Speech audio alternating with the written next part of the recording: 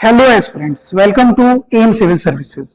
मैं अभिषेक कुमार आप सबका स्वागत करता हूं हमारे प्लेटफॉर्म पे, जहां हम आपके लिए डेली करंट अफेयर्स लेकर हाजिर होते हैं। आज 3 जुलाई करंट अफेयर्स में आपके साथ डिस्कस करने वाला हूं। तो चलिए, क्लास स्टार्ट करने से पहले एक बेसिक इंफॉर्मेशन मैं आपको देता चलूं, जहां पे एम सिविल सर्विसेज आपके लिए न्यू बैचेस लॉन्च करने जा रहा है। जो लोग यूपीएससी, सीजीपीएससी या व्यापम की तैयारी कर रहे हैं और आने वाले सालों में अपने आप को सिविल सर्वेंट बनाना चाहते हैं और उन्हें समझ नहीं आ रहा है कि हम तैयारी कहां से स्टार्ट करें, तो उनके लिए एक बेहतर अवसर मिल रहा है हमारी संस्थान के द्वारा, जहां हम अफोर्डेबल प्राइस में इंटीग्रेटेड कोर्स पढ़ाते हैं। यहाँ पे हम प्रीलिम से लेके मेंस, इंटरव्यू, पूरी तैयारी with mentorship and guidance provide करते हैं, ताकि आपको किसी भी पाथ पे जहां दिक्कत हो वहां हम आपके साथ खड़े मिले। अधिक जानकारी के लिए आप दिए गए नंबरों पर हमसे कांटेक्ट कर सकते हैं या फिर हमारे एड्रेस में आकर और अधिक जानकारी प्राप्त कर सकते हैं। चलिए, तो बिना देरी के क्लास को स्टार्ट करते हैं और देखते हैं आज का पहला करंट अफेयर्स। ठीक है, आज का पहला जो न्यूज है इंपॉर्टेंट, जो आपके एग्जाम में आ सकता है, वो है ई सुश्रुत क्लिनिक। ठीक है, ई सुश्रुत क्लिनिक में सुश्रुत टर्म से आपको समझ में आ रहा होगा कि ये रिलेटेड किससे हो सकता है, मेडिकल साइंस से। ठीक है, मेडिसिन से। तो इसको लॉन्च किसने किया है? Union health minister Nitin Gadkari, sorry JP Nadda ji ने। ठीक है, यूनियन हेल्थ मिनिस्टर कौन है? जेपी नड्डा जी। ये है क्या? Cloud based hospital management information system है, हॉस्पिटल्स को मैनेज करने का सिस्टम। ठीक है, कैसे हम बेटर रिजल्ट प्रोड्यूस कर सकें वो। तो डेवलप किसके द्वारा हुआ है? सीडेक के द्वारा। ठीक है, सीडेक का फुल फॉर्म क्या है? Centre for development of advanced computing. ठीक है, centre for development of advance computing. ये किसके अंडर काम करेगा? तो ये आयुष्मान भारत डिजिटल मिशन के अंडर काम करेगा और बेसिकली ये डिजिटल हेल्थ इंफ्रास्ट्रक्चर को बूस्ट करने में हेल्प करेगा। तो सीडेक की हम बात करें तो सीडेक जो है वो ministry of electronics and information technology यानी मैटी के अंडर में आता है। इसकी स्टैब्लिशमेंट हुई थी, यानी इसकी शुरुआत हुई थी 1988 से। ये इसका हेडक्वार्टर है पुणे, महाराष्ट्र में। और ये काम क्या करता है? तो ये सुपर कंप्यूटिंग और जो बेसिकली एडवांस इंफॉर्मेशन सिस्टम है ना, उसके ऊपर R&D करता है, रिसर्च एंड डेवलपमेंट। तो यहाँ पे ई सुश्रुत क्लिनिक में कौन कौन बेनिफिशियरीज हो सकते हैं? तो यहाँ पे ठीक है, पब्लिक हेल्थ केयर सिस्टम्स, ठीक है, community health care system, small private hospitals, सब कुछ इंक्लूड किया गया। Small and mid private range की जो हॉस्पिटल्स है उनका भी मैनेजमेंट सिस्टम काम करेगा ये सुश्रुत क्लिनिक। इससे फायदा क्या होगा? तो जो बहुत दूर पीहड़ में रहने वाले जो आउट पेशेंट्स हैं, ठीक है, जो पेशेंट्स हैं जो बहुत दूर में रहते हैं, जिनको बड़े बड़े हॉस्पिटल्स तक पहुंच पाना मुश्किल होता है, उन तक हेल्थ जो एडवाइजरी है वो पहुंच सके, बेसिकली उनकी हेल्प हो सके। इसलिए ई सुश्रुत @क्लिनिक ने ये यूज किया है मैनेजमेंट सिस्टम, जिसके थ्रू हॉस्पिटल्स को इंटीग्रेट किया जाएगा और मैनेज किया जाएगा। ठीक है, ये देख सकते हैं।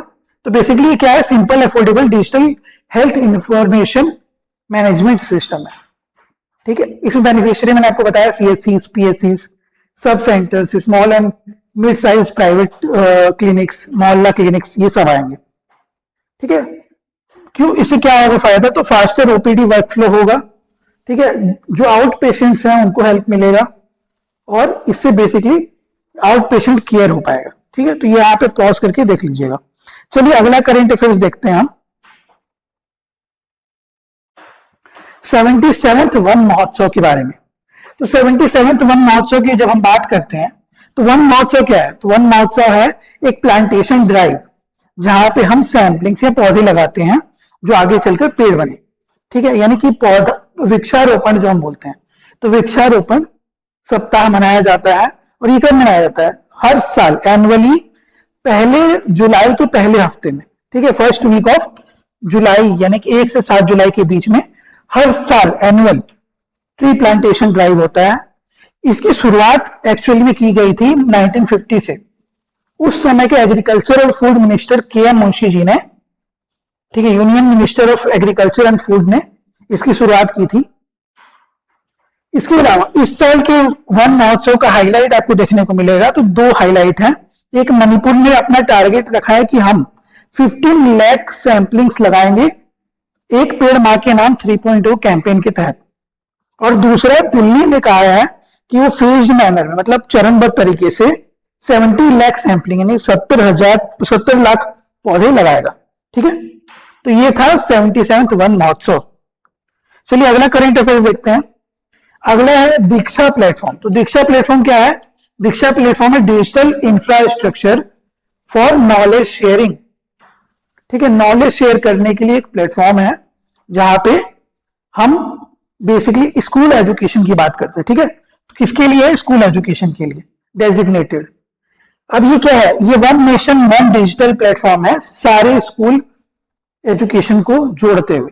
तो इसमें आपको क्या क्या चीजें मिलेंगी जब भी हम बात करते हैं दीक्षा की? तो दीक्षा में आपको एक तो स्टूडेंट्स के बेसिस पे मिलेगा, ठीक है, स्टूडेंट्स को फायदा मिलेगा, दूसरे टीचर्स को मिलेगा और इंटीग्रेशन होगा। यानी टीचर ट्रेनिंग प्रोग्राम भी इसके तहत होता है, स्टूडेंट्स को मटेरियल मिलता है। तो बेसिकली फीचर में देखिए, टीचर ट्रेनिंग मॉड्यूल्स है, करिकुलम बेस्ड कंटेंट मिलता है, चाहे वो वीडियो के फॉर्मेट में हो, पीडीएफ के फॉर्मेट में हो, वो सारे एक्सेस आप कर सकते हैं। 36 इंडियन लैंग्वेजेस में और 7 फॉरेन लैंग्वेज में, यानी 36 इंडियन लैंग्वेजेस में और 7 फॉरेन लैंग्वेजेस में ये अवेलेबल होता है। जो भी मटेरियल है वो सब इन लैंग्वेजेस में मिलता है।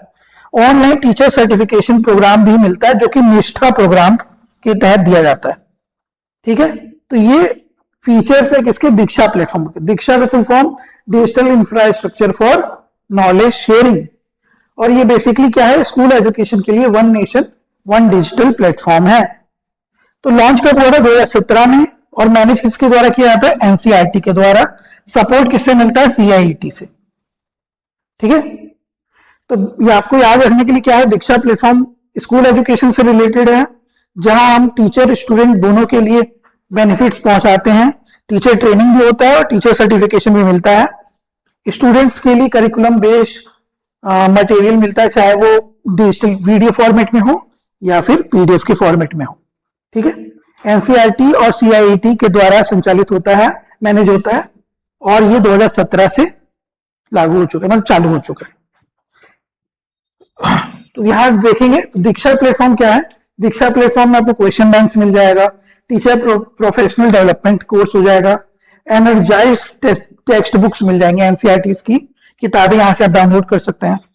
कंटेंट सोर्सिंग मिल सकता है आपको, कंटेंट कंज्यूम कर सकते हैं आप, कंटेंट को ऑथराइज कर सकते हैं, ऑथर कर सकते हैं, लिख भी सकते हैं, क्विज़ेस कर सकते हैं, डेटा टूल एंड डैशबोर्ड्स मिलेगा आपको, चैटबॉट मिलेगा, यानी आपके कोई भी डाउट्स हो तो एआई के माध्यम से आप उसको हेल्प सॉल्व कर सकते हैं। डिजिटल क्रेडेंशियल मिलेगा, कोलैबोरेशन, ठीक है, फिजिटल, सी क्यूबिक, सर्वे, लैंग्वेज ट्रांसलेशन, मेंटरिंग और sunbird registry and credential.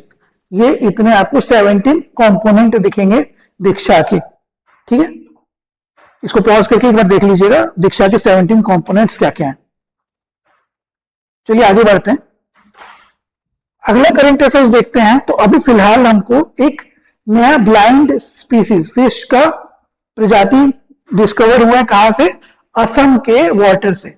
Basically Assam में ट्रेडिशनल डग आउट वेल जो होता था पुराने जमाने से, जो ट्रेडिशनली जो कुएं खोदे गए थे उनमें पाई गई है ये मछली, जिसका नाम है घिचक नकना। ठीक है, घिचक नकना जो है, घिचक नकना भी बोल सकते हैं आप उसको। इसका फैमिली कौन सा है? कोबिटियाड ट्रू लोचेस। ठीक है, तो बेसिकली क्या नाम है इसका? घिचक नकना।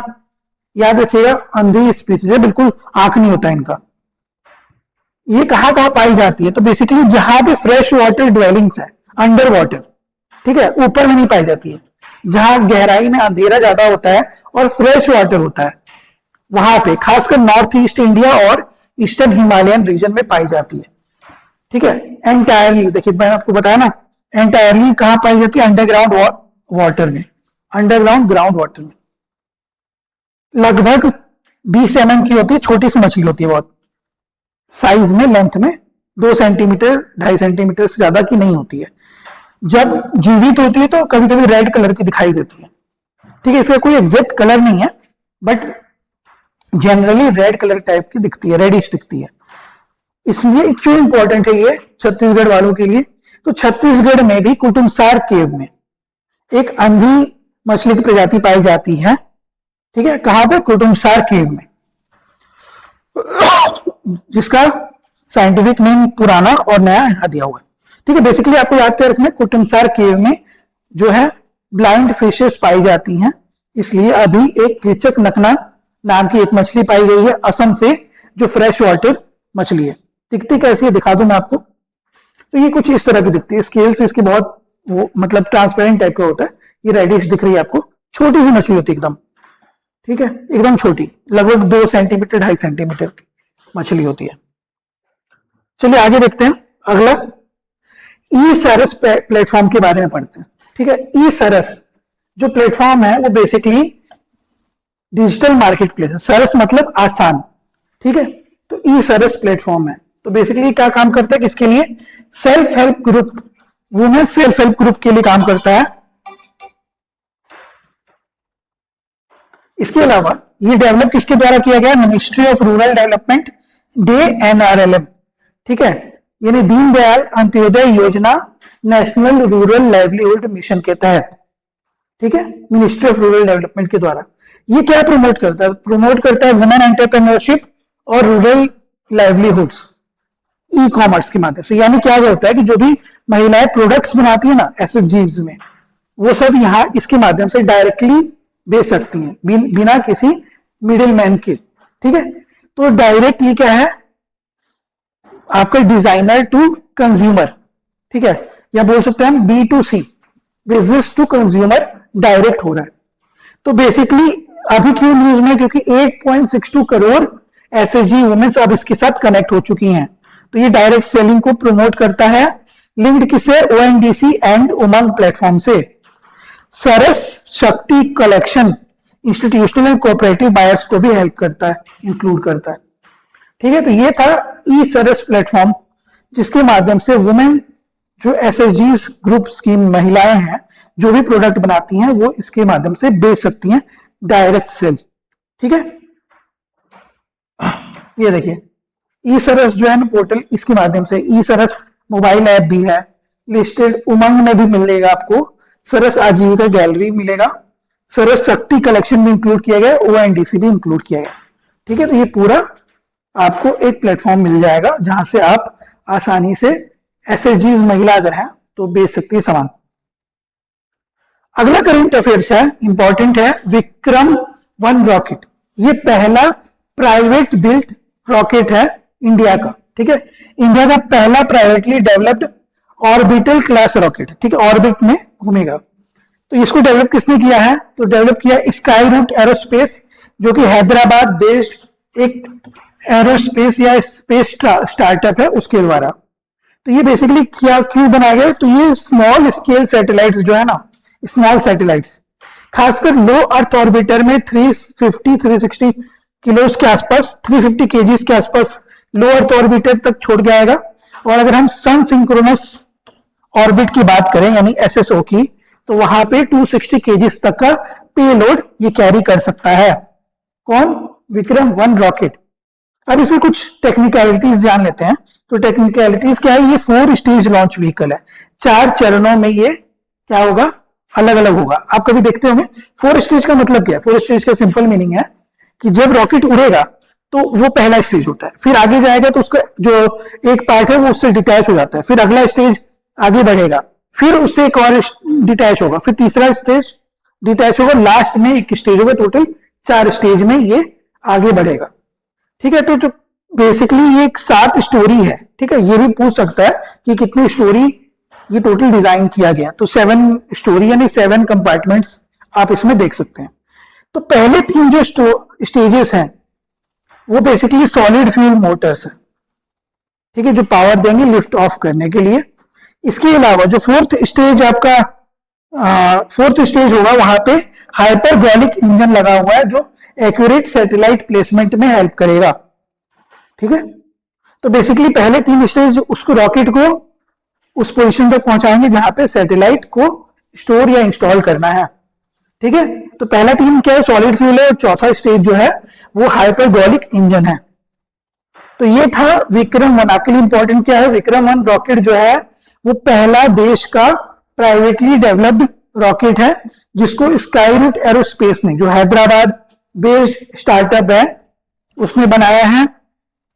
इसमें 4 स्टेजेस होंगे, पहले 3 सॉलिड फ्यूल से यूज होगा और चौथे में हाइपरगोलिक इंजन लगा हुआ है जो स्पेस क्राफ्ट को वहां तक ले जाएगा जहां पे सैटेलाइट प्लेस करना, और सैटेलाइट को प्लेस करेगा।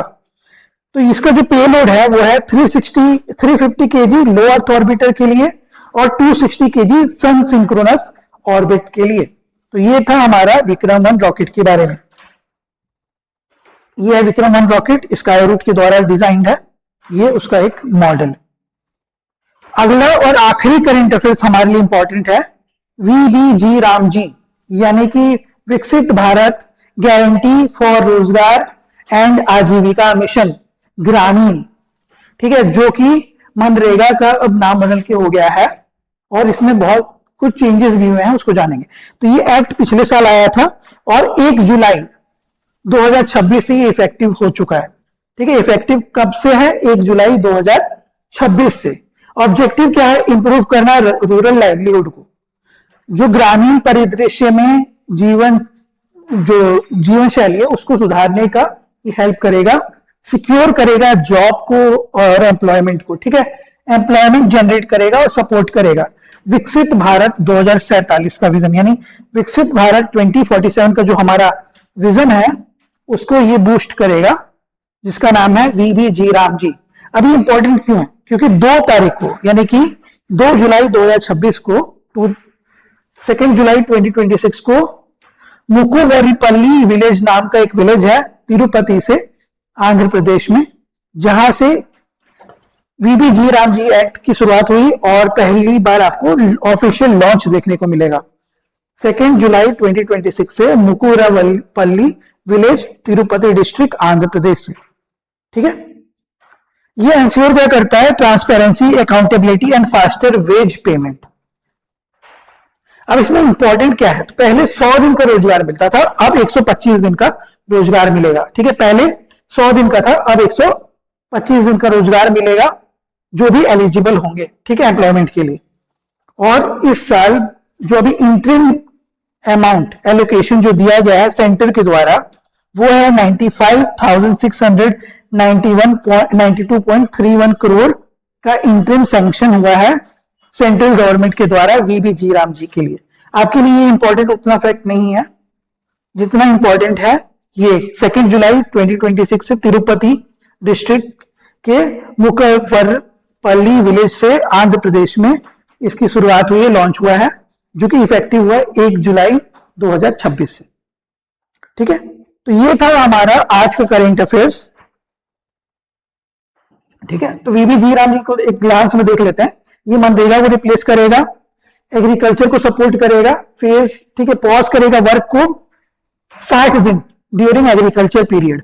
जब एग्रीकल्चर चलेगा तो उस 60 दिनों में आपको जॉब नहीं मिलेगी वीबीजी रामजी के थ्रू, उस समय आपको एग्रीकल्चर करना होगा। ठीक है, ये एनहांस एम्प्लॉयमेंट गारंटी कर रहा है क्योंकि 125 दिन का गारंटी कर रहा है, पहले 100 दिन की गारंटी होता था। नॉर्मेटिव फंडिंग होगा। ठीक है, इसके अलावा फोकस करेगा नेचर ऑफ वर्क में। 4 प्रायोरिटी एरियाज है, water security, rural infrastructure, livelihood infrastructure और क्लाइमेट रेजिलियंस। इन चारों एरिया इनका फोकस एरिया होगा इस बार। स्ट्रॉन्ग ट्रांसपेरेंसी और ओवरसाइट होगा। सेंट्रली स्पॉन्सर्ड स्कीम है। ठीक है, एक चीज याद रखिएगा, 2 तरीके की स्कीम होते हैं, एक होता है सेंट्रली स्पॉन्सर्ड स्कीम और एक होता है सेंट्रल सेक्टर स्कीम। तो जब हम सेंट्रली स्पॉन्सर्ड स्कीम की बात करते हैं तो स्पॉन्सरशिप मिलता है, यानी कि सेंटर कुछ हिस्सा फंड देगा और कुछ हिस्सा स्टेट को अपना फंड लगाना होगा, यानी दोनों का मिलके होगा कोऑपरेशन से फंडिंग।